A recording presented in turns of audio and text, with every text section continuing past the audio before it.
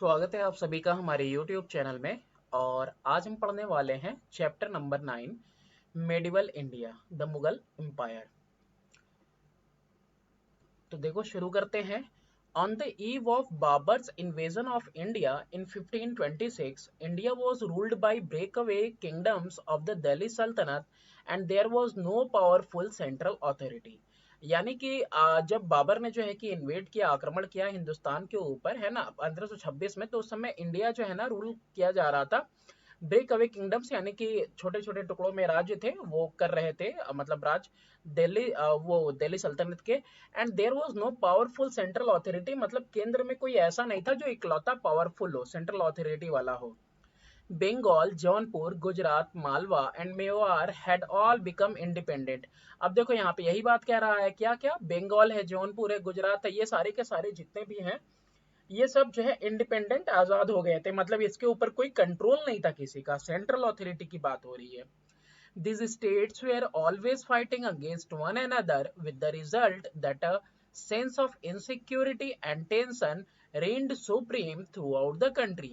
अब ये जितने भी राज्य हैं ये क्या कर रहे थे, एक दूसरे के खिलाफ लड़ रहे थे, और इसकी वजह से जो एक असुरक्षा वाला टेंशन जो आ रहा था वो जो है राज कर रहा था, वो सुप्रीम था पूरे देश के अंदर, पूरे कंट्री के अंदर। ठीक है, अब ये इनसिक्योरिटी रहती है ना, सब एक दूसरे से लड़ रहे हैं तो हमेशा तनाव बना रहता है भाई, कौन कब किसके साथ भिड़ जाए। However, these regional kingdoms one by one came under the control of the Mughal। और किसी तरह आखिरकार क्या हुआ, एक एक करके ये जितने भी क्षेत्रीय राज्य हैं वो सब किसके अंदर में आ गए, किसके नियंत्रण में आ गए, मुगल के नियंत्रण या कंट्रोल में आ गए। सोर्सेज की बात करें तो कहां से हमको इनके बारे में पता चलता है, तो main sources of information about the Mughal, तो मुगल के बारे में हमको जानकारी मिलती है, सबसे पहला है Ain-i-Akbari. It was written by Abul Fazl. Abul Fazl ने इसको लिखा था। The minister and one of the 9 jewels at Akbar's court, और 9 रत्नों में से एक था जो अकबर के दरबार में थे, है ना, मिनिस्टर भी था वहां का, मंत्री। It was a part of large project of history writing commissioned by Akbar. यहाँ पे ना मतलब अकबर ने, कमीशनड बाई अकबर मतलब अकबर ने ही कहा था लिखने के लिए, और बड़ा सा प्रोजेक्ट था इतिहास का कि वो जो कुछ हो रहा है वो सब कुछ लिखा जाए। It is regarded as a precious source material for knowing the administration and culture during the reign of Akbar. तो इसको माना जाता है कि ये बहुत ही महत्वपूर्ण स्रोत है ना, किस चीज का, जानकारी प्राप्त करने का कि कैसा शासन था और किस तरह का जो है संस्कृति थी अकबर के राज्य काल में, शासन काल में। The any Akbar is divided into 5 book. ये जो किताब है एनी अकबर, ये 5 किताबों में डिवाइडेड है, ये अकाउंट पूरा। The first book deals with the imperial house hold. पहली जो किताब है उसमें किस चीज के बारे में है, शाही घराने के बारे में है। Second book deals with the servant of the emperor, the military and civil services. दूसरी किताब है उसमें क्या है, उसमें जो है कि वो चीजें हैं जो कि नौकरों से संबंधित है, जो राजघराने वो राजा के नौकर हैं, एम्परर के, साम्राज्य के, और सेना और जो है नागरिक सेवा उससे रिलेटेड है। तीसरी किताब third book deals with the imperial administration. ये देखो शाही जो है कि शासन से डील करती है, यानी इसमें शाही शासन के बारे में है। It consist of regulation for the judicial and executive department and the division of empire. अब इसमें लिखा हुआ है कि किस तरह से रेगुलेशन रहेगा, किसके लिए, न्याय के लिए, और कैसा कार्यपालिका का जो विभाग है वो, और डिवीजन है एम्पायर का कि जो अपना जो साम्राज्य है किस तरह से डिवाइड रहेगा। The fourth book contains information about Hindu philosophy. अब जो चौथी किताब है उसमें किस चीज की जानकारी है, हिंदू दर्शन शास्त्र की, विज्ञान की, साइंस की, सोशल कस्टम यानी सामाजिक रीति रिवाजों की, एंड लिटरेचर यानी साहित्य की। The fifth book contains the wise saying of Akbar. और पांचवी जो किताब है उसमें वाइज सेइंग, जो भी कुछ अकबर ने कहा है अपनी बुद्धिमत्ता से, अच्छी बात, वो सारी चीजें उसमें मेंशन है। This also contains an account of the ancestry and biography of the author Abul Fazl. अब इस किताब में एक और चीज है, वो क्या है, एंसेस्ट्री का मतलब होता है वंशावली, और आत्मकथा है किसकी, खुद अबुल फजल की। सेकंड, यहाँ पे नंबर नहीं डाला मैंने, ये दूसरी चीज है जहां से इंफॉर्मेशन मिलता है, Taj Mahal Agra. It was built by Shah Jahan in memory of his beloved wife Mumtaz Mahal. Mumtaz महल की मोहब्बत में, उसकी याद में ये बनवाया गया मॉन्यूमेंट है। It is the mausoleum of both Mumtaz Mahal and Shahjahan, ये कब्रगाह है दोनों की, मुमताज महल और शाहजहां की। It is built at Agra on the banks of the river Yamuna, Yamuna river के किनारे ये बनाया गया है। It was designed by Ustad Isa Khan and it is made of pure white marble. ये उस्ताद ईशा खान ने इसकी नक्काशी की थी, डिजाइनिंग उसने ने की थी इसकी, और ये पूरा सफेद मार्बल से बना है। The main structure is constructed on a high platform, और इसका जो मुख्य ढांचा है वो किसके ऊपर बना हुआ है, एक बड़े से प्लेटफॉर्म चबूतरे के ऊपर बना हुआ है। On each of the four corner of platform there is a minaret, चारों कोनों पे इस चबूतरे के आपको क्या दिखेगा, एक मिनारेट दिखेगा, चारों कोनों पे है। The central dome rises to a height of 56.1 metre, और ये जो बीच का गुंबद है ना केंद्र का, वो 56.1 मीटर तक ऊंचा है।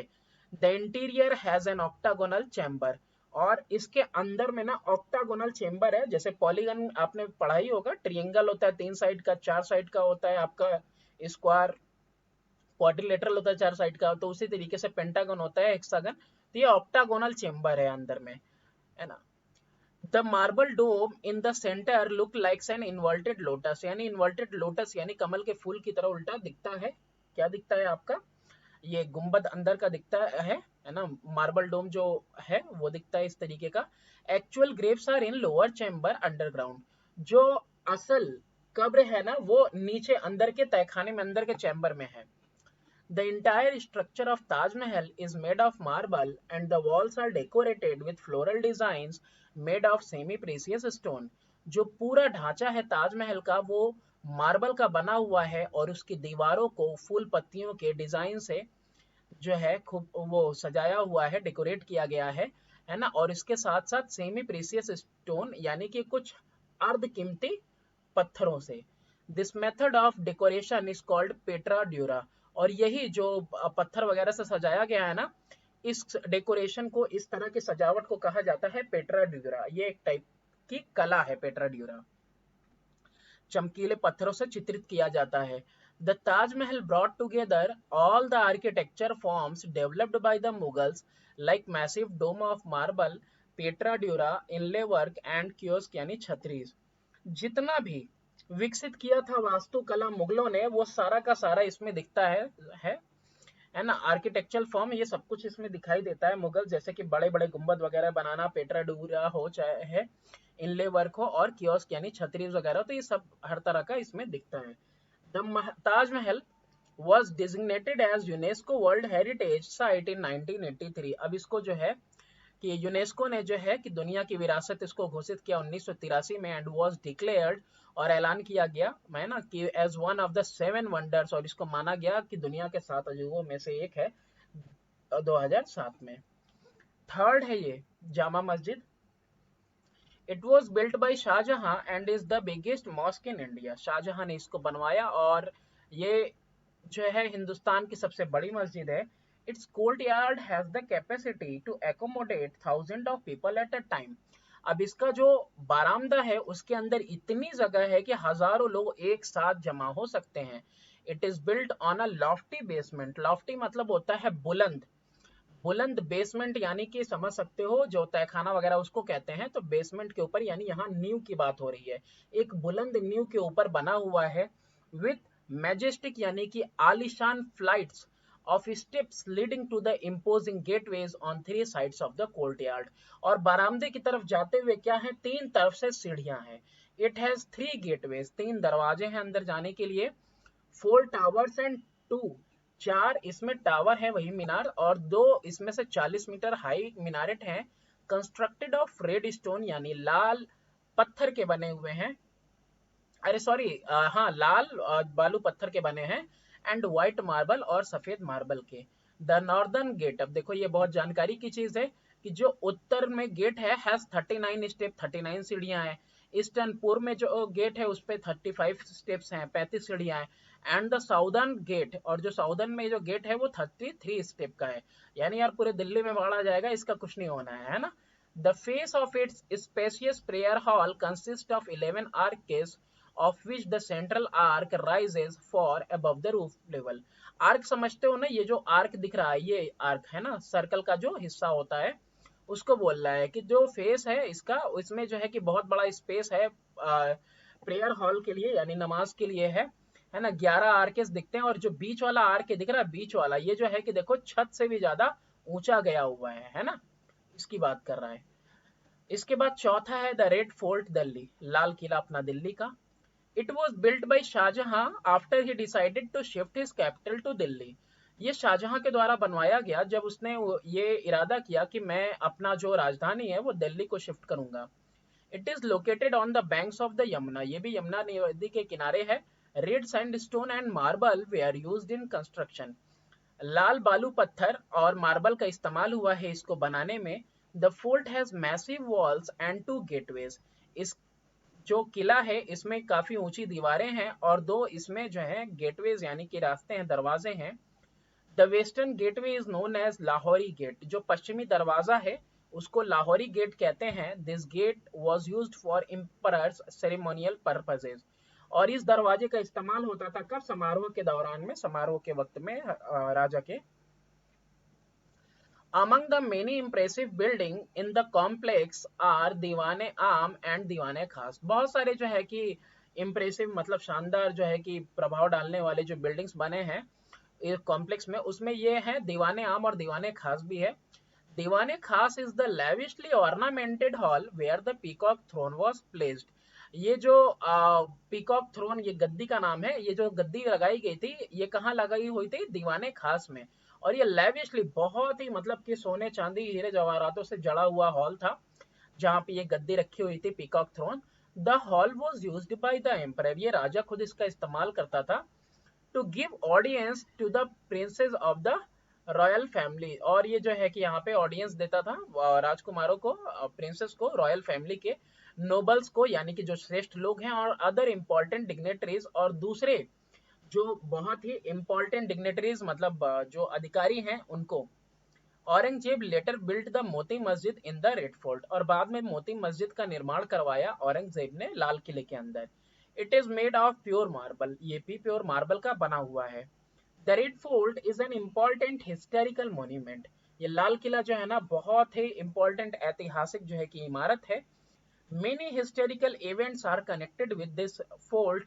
The Prime Minister of India every year unfurls the national flag from its ramparts.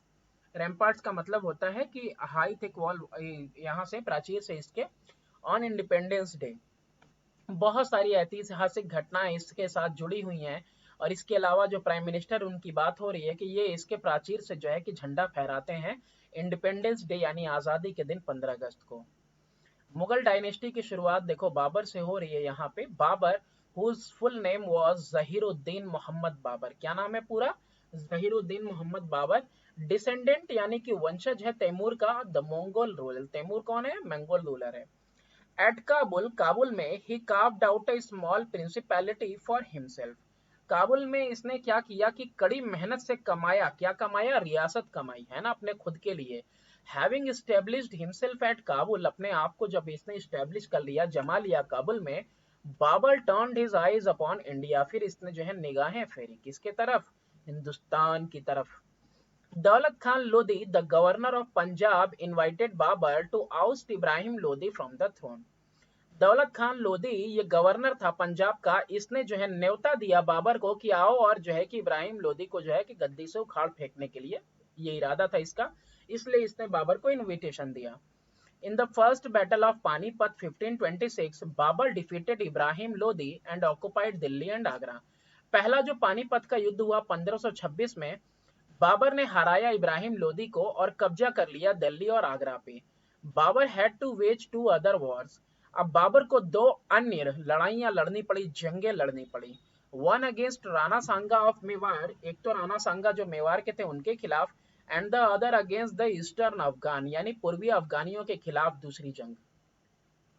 Before he could consolidate यानी मजबूत कर पाता, इससे पहले कि हिज होल्ड ऑन एरिया, इस क्षेत्र पे अपना कब्जा, द बैटल ऑफ खानवा, ये जंग है battle of Khanwa 1527 was fiercely यानी कि बहुत उग्र रूप से, प्रचंड रूप से fought between Babur and Rana Sanga forces. ये लड़ी गई किसके बीच में? राणा सांगा और बाबर के बीच में। Rana Sanga forces were defeated, Rana Sanga को एक अच्छी खासी हार मिली। The battle of Khanwa secured Babur position, और यही देखो जंग थी, बैटल ऑफ खानवा, जिसके बाद वो उसका बाबर का जो पोजीशन है वो सिक्योर्ड हो गया, सुरक्षित हो गया in the Delhi Agra region, Delhi Agra के क्षेत्र में। In 1529, Babur met combined forces of the Afghans and Nusrat Shah of Bengal at the Battle of Ghagra.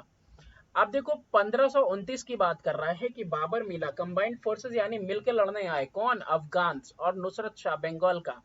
Battle of Ghaghara, Ghaghara के जंग के मैदान में, near the junction of Ghaghara, ये कहाँ पे है जगह? ये घाघरा जंक्शन, घाघरा रिवर के जंक्शन के पास है, विद द गैंग्स, गंगा से लगी हुई। Babur cross the river, Babur ने क्रॉस किया river and compelled the Bengal, और मजबूर किया बंगाल को, and the Afghan armies, Bengal और अफगान की आर्मीज को यानी सेना को, टू रिट्रीट, की वो पीछे हटे। However he could not win a decisive victory, लेकिन किसी तरह से वो जो है कि एक कड़ा निर्णयात्मक, जिसको बोलते हैं ना कि हाँ बिल्कुल जीत मिल गई, वैसा डिसिसिव विक्ट्री तो नहीं मिला। ही डाइड इन 1530, 1530 में इसकी मृत्यु हो गई। Even before he could stabilise the Mughal empire, इससे पहले ही कि वो अपना मुगल एम्पायर यानी मुगल साम्राज्य को स्थिर कर पाता। Akbar, he was the greatest of Mughal ruler of India, ये जो है ना महान शासक था मुगल रूलर का, मुगल शासनकाल का हिंदुस्तान के अंदर। He was only 13 years old when he ascended the throne and was guided by his tutor Bairam Khan. 13 साल की उम्र में ही इसने जो है गद्दी संभाल ली, और इसको गाइड कौन करता था, यानी कि बताता कौन था? इसका जो अभिरक्षक है, ट्यूटर का मतलब, सॉरी अनुशिक्षक बोलते हैं, शिक्षक, अनुशिक्षक कौन था? बैरम खान। बैरम खान इसको लीड करता था उस समय, गाइड करता था, है ना। Akbar succeeded to a difficult position and had to virtually conquer his empire. Akbar सीड किया था एक जो है कि बहुत ही मुश्किल पोजीशन पे, और उसको जो है कि वास्तव में, असल में जो है कि फिर से कब्जा करना था अपने साम्राज्य के ऊपर। The Afghan were regrouping, Afghan जो थे ना वो फिर से रीग्रुप कर रहे थे, अपना संगठन बना रहे थे। देयर फोर्सेस, अपने फोर्सेस को यानी अपने बल को, अपनी आर्मी को एक कर रहे थे, under the leadership of Hemu, Hemu के नेतृत्व में। और हेमू कौन है? वजीर ऑफ आदिल शाह, आदिल शाह का वजीर था। For a final showdown with the Mughals, और ये लोग क्या करना चाहते थे? अफगान्स एक आखिरी शोडाउन जंग करना चाहते थे मुगल्स के साथ। In the second battle of Panipat, जब दूसरा युद्ध हुआ पानीपत का, the Mughal forces led the by Bairam Khan defeated Hemu. तो जो दूसरा जो है पानीपत का युद्ध हुआ, उसमें जो मुगल आर्मी है ना, मुगल ने, उन्होंने हरा, जिसका नेतृत्व बैरम खान कर रहा था, उसने हराया हेमू को। आफ्टर हैविंग एस्टेब्लिश्ड, अपने आप को एस्टेब्लिश करने के बाद, himself in Delhi and Agra, Delhi और आगरा में अपने आप को एस्टेब्लिश करने के बाद, अकबर कैप्चर्ड मालवा, अकबर ने मालवा पे और गोंडवाना पे, बंगाल पे, गुजरात पे, कश्मीर पे, काबुल पे कब्जा किया। ही वेंचर्ड, वेंचर्ड का मतलब होता है कदम बढ़ाना।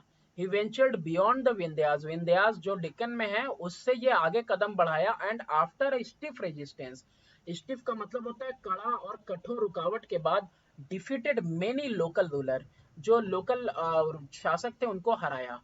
फाइनली, और आखिरकार, Ahmednagar, Berar, Khandesh were annexed to the Mughal empire, इन सब जगहों पे इसने कब्जा किया।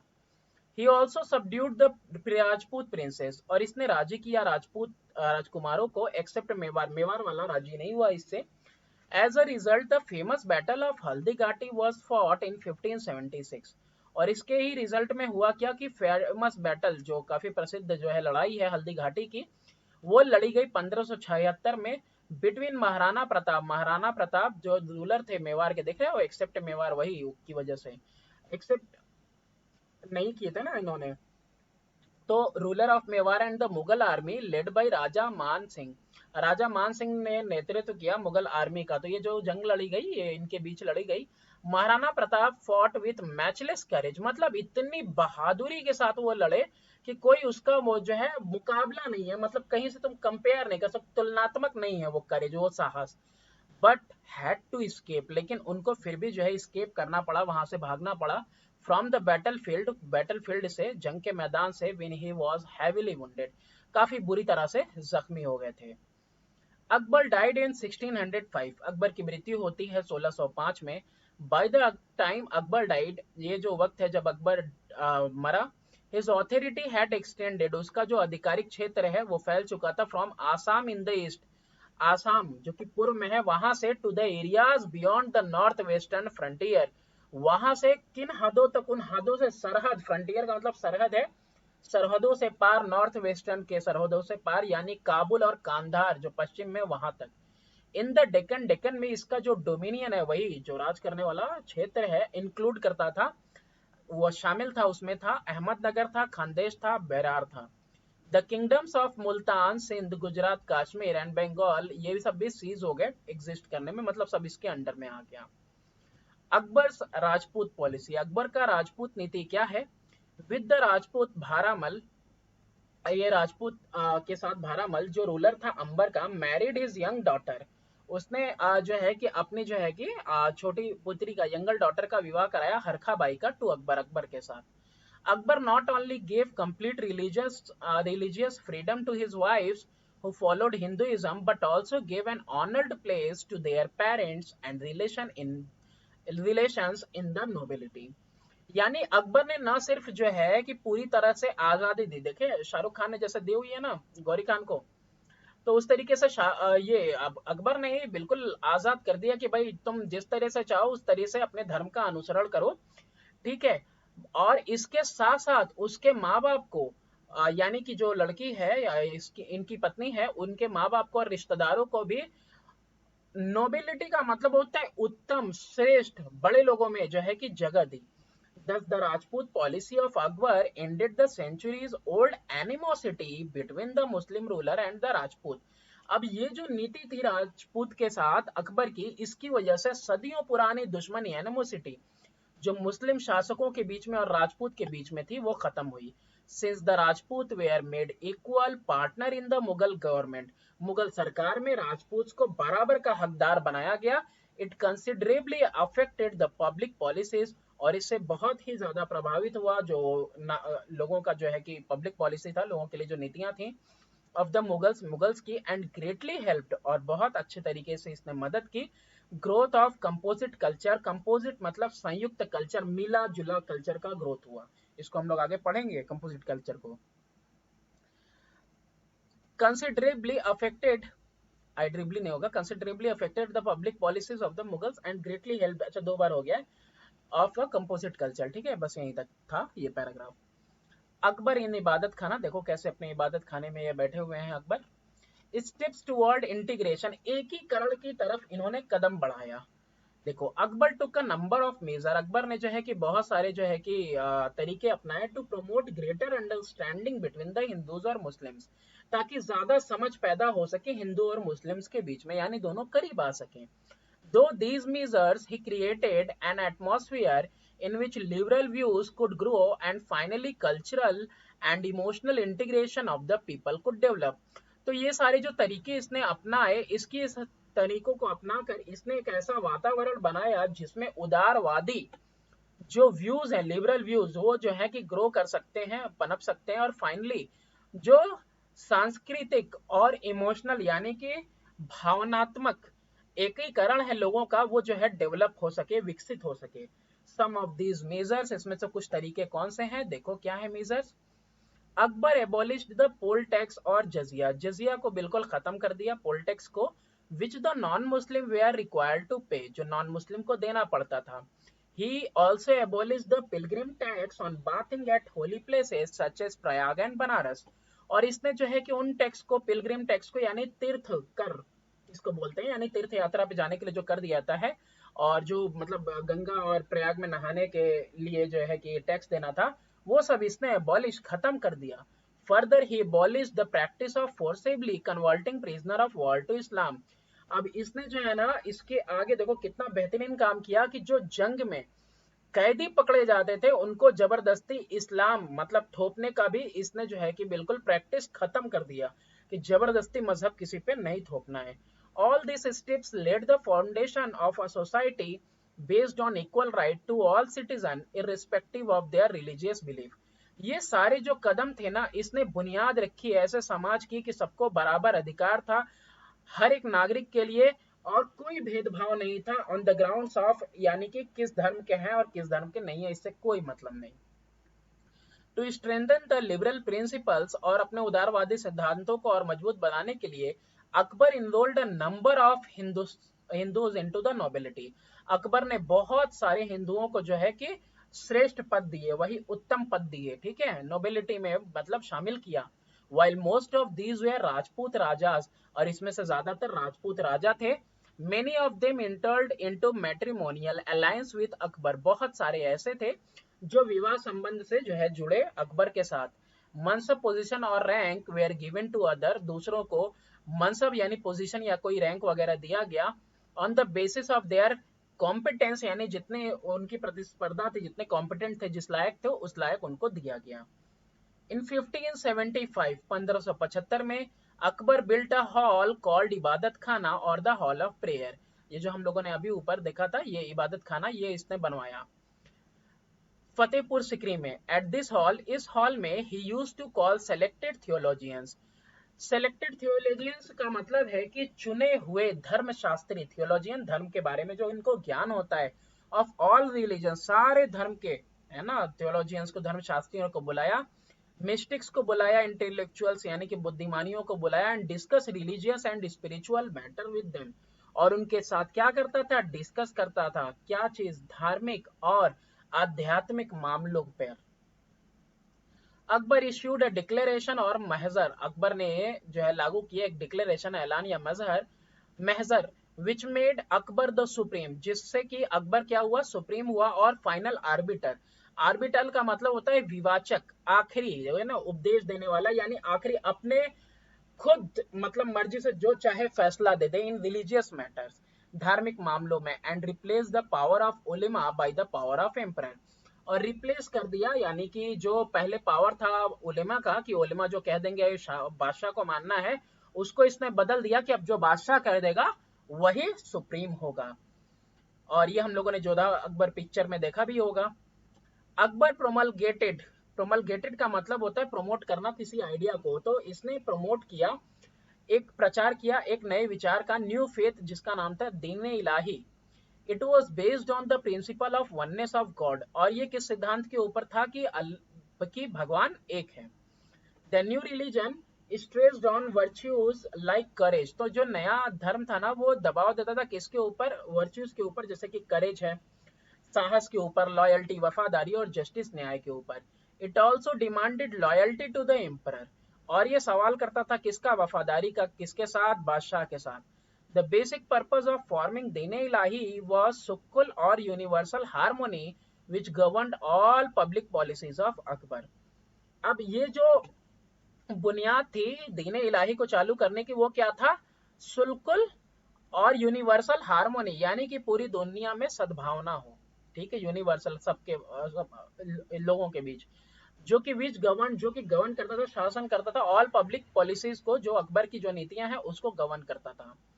Akbar setup a big translation, बड़ा सा ट्रांसलेशन यानी कि अनुवाद करने वाला डिपार्टमेंट बनाया फॉर ट्रांसलेटिंग वर्क्स, ताकि काम जो है उसको ट्रांसलेट किया जा सके इन संस्कृत, अरेबिक एंड ग्रीक, जो संस्कृत, अरेबिक और ग्रीक के काम है, पर्शियन में उसको तब्दील किया जा सके। 10 सिंहासन बत्तीसी, जो सिंहासन बत्तीसी है, Atharvaveda and the Bible where taken up for translation, तो इन सब का भी अनुवाद किया गया। These where followed by the Quran, और अनुसरण किया गया वही चीज कुरान के साथ, महाभारत के साथ, और गीता और रामायण के साथ भी। सोशल एंड एजुकेशनल रिफॉर्म, यानी सामाजिक और शैक्षिक बदलाव, reforms. Akbar introduced a number of social and educational reform, तो अकबर ने ना बहुत सारे जो है कि सामाजिक और शैक्षिक बदलाव किए। Akbar issued order to the kotwal to check the forcible practice of sati और the burning of a widow on the funeral pyre of her husband. Akbar ने ये ऑर्डर दिया, आदेश दिया कोतवाल्स को कि जाओ भाई देखो, कहीं कोई जोर जबरदस्ती सती प्रथा तो नहीं चल रही है कि किसी विधवा को उसके पति की चिता पर बैठा दिया जा रहा है। However, the women who committed sati of their own free will were allowed to do so. और हाँ, जो औरतें अपनी मर्जी से अपने पति के साथ चिता पर लेटना चाहती हैं उनके लिए अलाउ था, उनके लिए कोई जोर जबरदस्ती रोक नहीं थी। अकबर लीगलाइज्ड विडो मैरिज, अब इसने जो है वैधानिक कर दिया किसको, विधवा से शादी को। पहले पाप माना जाता था। वो पिक्चर है ना, भौरे ने खिलाया फूल फूल, उस टाइप का पिक्चर देखा होगा तुमने, तो देखा होगा, ऋषि कपूर था उसमें hero. Akbar was against anyone having more than one wife unless the first wife could not bear children. Akbar बिल्कुल मुखालिफ था, एक से ज्यादा औरत नहीं होनी चाहिए जब तक कि पहली पत्नी से बच्चा ना हो सके। और ये आज भी देख सकते हो कि एक तलाक का बेस भी बनता है ना। Akbar raise the age of marriage to 14 for its girl and 16 for boys. अब यहाँ पे विवाह की उम्रें इसने रखी लड़कियों के लिए 14 साल और 16 साल लड़कों के लिए, बढ़ाई, raise the age. Akbar revise the educational syllabus, Akbar ने जो है कि रिवाइज किया, यानी कि फिर से जो अपना शैक्षिक सिलेबस है उसको रिवाइज किया, दोहराया।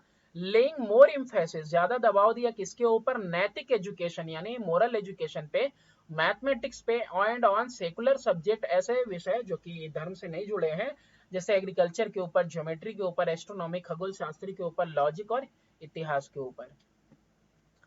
The other Mughal emperor also were patrons of education and there was considerable development in this area. जो दूसरे मुगल बादशाह वगैरह थे ना, वो भी संरक्षक थे किसके, शिक्षा के, और अच्छा खासा इसमें विकास देखने को मिला इस क्षेत्र में। In fact one of the duties of the public work department, ये पब्लिक पीडब्ल्यूडी ही है, तो पीडब्ल्यूडी जो था सुहराए आम, इसका काम ही यही था, was to build school and colleges. Jahangir pass the law, Jahangir ने कानून पारित किया, whereby if a rich man was to die without any heir his assets would be used by the state to help in the development and maintenance of educational institutes. तो जहांगीर ने कानून पारित किया कि अगर कोई अमीर व्यक्ति मर जाता है, उसका कोई उत्तराधिकारी नहीं है, तो उसकी जो भी जायदाद है, संपत्ति है, वो स्टेट यानी राज्य इस्तेमाल करेगा और उससे विकसित करेगा, और साथ ही साथ रख रखाव रखेगा, किसका विकसित करेगा, रख रखाव करेगा, शैक्षिक संस्थानों का।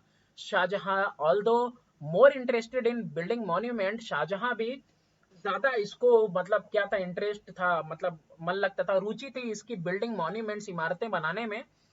took some significant, यानी उसने भी कुछ महत्वपूर्ण शैक्षिक इनिशिएटिव, शैक्षिक पहल की है, like providing scholarship to assist a student, यानी कि उसने जो है कि स्कॉलरशिप वगैरह जो है प्रोवाइड करवाया, किसके लिए, बच्चों के लिए, ताकि बच्चों को सहायता मिल सके।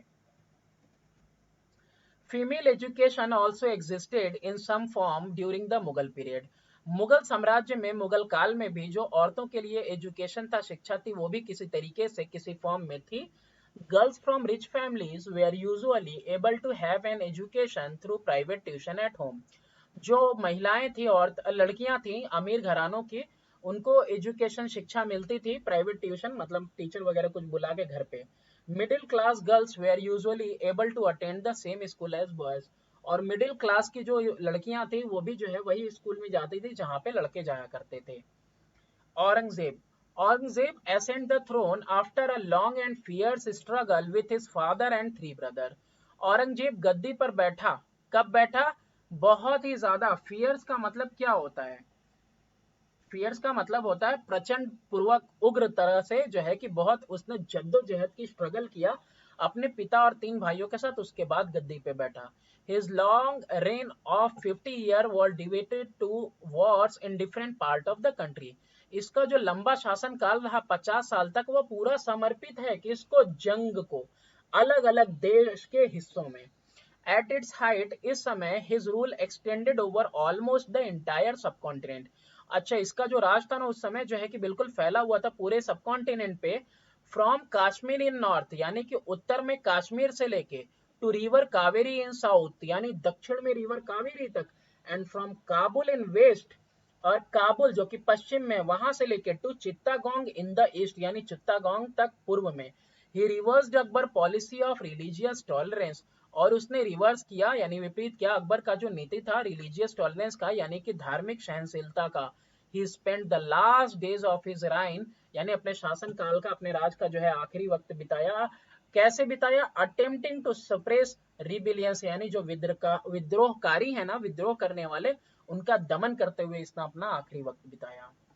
अंडर औरंगजेब, औरंगजेब के अंडर में, इसके मातहती में the Mughal empire reached its largest extent, जो मुगल एम्पायर है वो बिल्कुल पहुंचा अपने एकदम बिल्कुल हद तक, but also witnessed a series of political disturbances. लेकिन इसके साथ ही साथ बहुत सारे जो है कि ऐसे भी सबूत मिलते हैं जिसमें कि पता चलता है कि बहुत ज्यादा पॉलिटिकल डिस्टर्बेंसेस था, यानी राजनीतिक रूप से उथल पुथल थी। औरंगजेब डाइड इन 1707, औरंगजेब की मृत्यु कब हुई? 1707 में। He left behind an empire which was on the verge of collapse, इसने अपने पीछा ऐसा साम्राज्य छोड़ा जो कि बस कगार पे था खत्म होने के, कोलैप्स करने के। Administrative system of the Mughals, यानी कि किस तरह से शासन करने वाला इनका सिस्टम था मुगल का। Mughal empire established a centralised state based on military power, तो जो मुगल राजा थे ना, इन्होंने, बादशाह ने क्या किया, इसने एस्टेब्लिश किया यानी बनाया एक सेंट्रलाइज्ड स्टेट, यानी कि केंद्रीय राज्य, है ना, जो कि मिलिट्री पावर के बुनियाद पर था। It rested on two pillar, यानी कि दो खंभों पर था। ऑब्सोल्यूट ऑथोरिटी, यानी कि एक ही रहेगा ऑब्सोल्यूट ऑथोरिटी, सारा अधिकार उसके हाथ में, और वो कौन है? Emperor. And the strength of army, और आर्मी का कितना जो है कि स्ट्रेंथ रहेगा, कितनी ताकतवर आर्मी होगी। However, the Mughal ruler made a conscious attempt to accommodate the different tradition prevalent in the country. और किसी तरीके से जो मुगल रूलर है ना, उन्होंने जो है कि अच्छा खासा चेतना, मतलब सचेत होकर होशो हवास में बहुत सारे कदम ऐसे उठाए ताकि वो एकोमोडेट कर सके अलग अलग जो ट्रेडिशन वगैरह चल रहा है, परंपरा चल रही है देश के अंदर, उसके साथ। Monarch believe that the power of Mughal king came directly from God, अच्छा ये माना जाता था कि मुगल किंग को जो शक्ति मिल रही है वो डायरेक्ट कहां से आ रही है? भगवान से। Mughal which show the believe that the power of the Mughal Kings came directly from God, अच्छा दो बार हो गया क्या? Mughals which show the belief, अच्छा ठीक है। अकॉर्डिंग टू अबुल फजल, अबुल फजल के हिसाब से the office of a true ruler, जो ऑफिस है ट्रू रूलर का, was a very responsible one which developed which dependent on divine illumination. अच्छा अबुल फजल के हिसाब से जो काम है, जो शासन है एक बादशाह का, है ना, वो बहुत जिम्मेदारी का काम है, और वो डिपेंड करता है यानी निर्भर है डिवाइन इल्यूमिनेशन, मतलब अलौकिक रोशनी पे। दस द मुगल एम्परर इंडोड, इंडोड का मतलब होता है सौंपना, अरे सॉरी, मतलब संपन्न, है ना। तो मुगल एम्परर जो है कि endowed with the divine light, ये संपन्न थे डिवाइन लाइट से, अलौकिक रोशनी से। Was regarded as the voice regent of God on earth, यानी कि ये क्या है? भगवान की ही आवाज है धरती के ऊपर। He ruled the empire with paternal love, एक पिता जैसे प्यार करता है तो उस तरह से पैटर्नल लव की तरह अपने सब्जेक्ट यानी कि पूरे राजपाट को ये प्रेम करते थे, विदाउट डिस्टिंक्शन, कोई भेदभाव नहीं रखते थे ऑफ सेक्ट और क्रीड की, कौन किस सेक्शन का है या कौन किस मजहब का है, जाति का है। The emperor was the head of executive, जो बादशाह होता था वही कार्यपालिका, न्यायपालिका और विधायी पालिका, इस सब का हेड कौन है? एम्परर। एंड आर्मी, आर्मी का भी head emperor. He was the supreme commander, सबसे परम कमांडर, ऊपर कमांडर यही था आर्म्ड फोर्सेस का। एंड ऑल अदर कमांडर, और दूसरे जितने भी कमांडर थे, वेयर अपॉइंटेड, उनकी नियुक्ति होती थी, एंड रिमूव्ड बाय हिम, और उनको हटाया भी जाता था इसी के हुक्म से। He made laws and issued administrative ordinances, वो जो है कि नियम कानून बनाता था और लागू करता था, अध्यादेश वगैरह जारी करता था। द रॉयल उजुक यानी स्मॉलेस्ट सिंगेट रिंग, ये फिक्स किया गया था to farmans granting appointment title jagir etcetera, यहाँ पे छोटा सा सिंगेट रिंग था, वो फिक्स किया गया था फरमान वगैरह जारी करने के लिए, उसकी नियुक्ति वगैरह के लिए, टाइटल्स वगैरह जागीर के लिए। मिनिस्टर्स की बात करें तो in the days of Babur and Humayun, Humayun और बाबर के दिनों में, there use to be a prime minister, एक प्रधानमंत्री हुआ करता था, नोन एज वकील, जिसको वकील कहा जाता था। हु वॉज इंटरेस्टेड, इंटरेस्टेड का मतलब सौंपा जाता था, है ना, विथ लार्ज पावर, ढेर सारी शक्ति दी जाती थी इन सिविल, नागरिक और मिलिट्री अफेयर मामलों में, यानी सेना के मामलों में। ड्यूरिंग द अर्ली ईयर, शुरुआती वक्त में अकबर के शासन काल में, Akbar rain, Bairam Khan was the वकील, बैरम खान जो है वकील था। However, after Bairam Khan's death, जब बैरम खान का डेथ हो गया, the office of वकील was stripped off. जो ऑफिस था वकील का, stripped off का मतलब छीन लिया गया, खत्म कर दिया गया, of all its powers, का पावर पूरा खत्म हो गया, and became more or less honorary, और या तो जो है कि कम या ज्यादा क्या हो गया, सम्मानित हो गया वो, ठीक है, शक्ति छीन ली गई, power. The head of the revenue department was the वजीर। अब ये जो राजस्व विभाग है, इसका जो मेन मुखिया कौन है, मालिक, वजीर, नोन एज दीवान, इसको दीवान या दीवाने आला कहा जाता था। The diwan was responsible for all income and expenditure. जो दीवान है वही जिम्मेदार होता था सारी इनकम के लिए कि कितना आय आएगा और कितना खर्च होगा। The head of the military department was called the Mir Bakhshi. जो सेना विभाग का सबसे हेड हुआ करता था, मुखिया हुआ करता था, उसको मीर बख्शी कहा जाता था। The Mir Bakhshi was also the head of intelligence and information agencies of the empire। अब ये जो जासूस विभाग वगैरह होता है, जानकारी वाला विभाग वगैरह, इंटेलिजेंस, इसका भी जो हेड हुआ करता था, मुखिया हुआ करता था, वो कौन था, मीर बख्शी था। मीर बख्शी कौन, हेड ऑफ मिलिट्री डिपार्टमेंट। न्यायपालिका, judiciary, the judicial department was headed by the qazi. अब ये जो न्यायपालिका, न्याय विभाग है ना, इसका मुखिया कौन था, काजी था। This post was sometime combined with that of the chief sadr who was responsible for all charitable and religious matter. तो ये जो पद था कभी कभी कंबाइंड था, यानी मिलजुल के था, किसके साथ, चीफ सदर, मुख्य सदर के साथ। और कौन था मुख्य सदर, जो जिम्मेदार था सारे दानवान, जो दान दिए जाते हैं वो, और जो धार्मिक मामले होते हैं उन पे का, उनका जो जिम्मेदार था वो भी इनके साथ रहता था, काजी के साथ। प्रोविंशियल गवर्नमेंट यानी प्रांतीय सरकार। Akbar paid great attention to the organisation of provincial government. Akbar जो है कि काफी ध्यान देता था संगठित करने में, इसको ऑर्गेनाइज करने में प्रांतीय सरकार को। The empire was divided into 12 province और सूबास। जो साम्राज्य था वो 12 प्रांतों में डिवाइडेड था, विच वॉज फर्दर सब डिवाइडेड इंटू सरकार, जो कि बाद में आगे जो है सब डिवाइडेड था, टुकड़ों में बटा हुआ था, सब डिवाइडेड था सरकार में। एंड ईच सरकार इंटू परगनास, परगनास, और हर एक सरकार जो भी परगनास या फिर महल्स में डिवाइडेड था। ठीक है, जैसे अपने यहाँ होता है, स्टेट होता है, फिर डिस्ट्रिक्ट होता है, डिस्ट्रिक्ट के बाद फिर जो है कि ये अपना टाउन्स वगैरह होते हैं, शहर होते हैं, तो उस तरीके की बात कर रहा है ये डिवीजन की। ईच सूबा, हर एक सूबा जो थी was headed by one governor, उसका एक गवर्नर हुआ करता था। हु वॉज कॉल्ड द सूबादार, उसको सूबादार या सिपाह सलार कहा जाता था, या नाजिम। एक पोजीशन और रैंक, एक पोजीशन था या रैंक था। The mansabdar form the ruling group in the Mughal empire. जो मनसबदार थे ये जो है शासन करने वाला समूह था मुगल एम्पायर में। ऑलमोस्ट द होल नोबेलिटी, जो जितने भी उत्कृष्ट यानी कि कह सकते हो, नोबल का मतलब ही होता है उत्तम श्रेष्ठ लोग थे। द ब्यूरोक्रेसी, और अफसर शाह जो थे, एज वेल एज जो मिलिट्री हिरार्की थी, मिलिट्री हिरार्की का मतलब सेना की जो हिरार्की थी, हैड मनसब्स, उस सब में मनसब्स थे, मनसब एक पोजीशन या रैंक था। The lowest rank in the system was 10, जो सबसे कमतर रैंक था वो 10 था। एंड द हाईएस्ट वाज 5000, और सबसे ऊपरी रैंक 5000 था नोबल्स के लिए, यानी कि उत्तम लोगों के लिए, श्रेष्ठ लोगों के लिए। It was a grading system, ये एक तरह का ग्रेडिंग सिस्टम था जो यूज किया गया था by Mughals to fix rank, ताकि उनका रैंक फिक्स किया जा सके, वेतन और मिलिट्री रिस्पॉन्सिबिलिटीज, यानी कि सेना के प्रति जो जिम्मेदारियां हैं सेना की, वो। These ranks were divided into two, namely जात एंड सवर। ये जो रैंक्स है ना, इनको भी डिवाइड किया गया था जात और सवर में। Zat fix the personal status of a person and the salary due to him.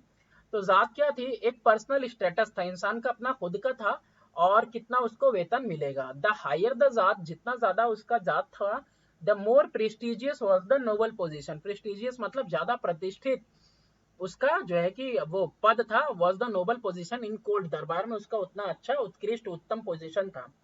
And the larger his salary, और उतनी ही ज्यादा उसकी सैलरी थी। The sawar rank indicated the number of cavalry man, और sawar a mansabdar was required to maintain.